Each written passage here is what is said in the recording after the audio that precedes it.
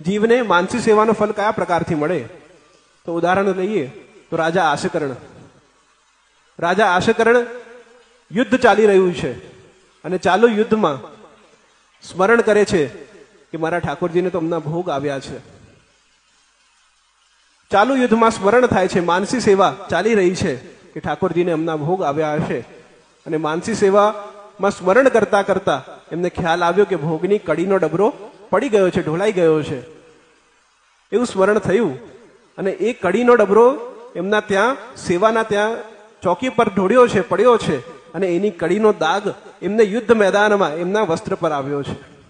એ માનસી સેવા સિદ્ધ છે. સેવા ઘરે ચાલી રહી છે, યુદ્ધમાં આપ પોતે છે અને માનસીમાં સેવા ચાલી રહી છે, અને ત્યાં કડીનો ડબરો ઢોળાયો તો કડીના છાંટા અહીંયા વસ્ત્ર પર આવ્યા છે. એ માનસી સેવા છે કે જ્યાં પ્રત્યક્ષ રીતે આપણે ન હોઈએ તો પણ આપણે ત્યાં ઉપસ્થિત હોઈએ. એ માનસી છે.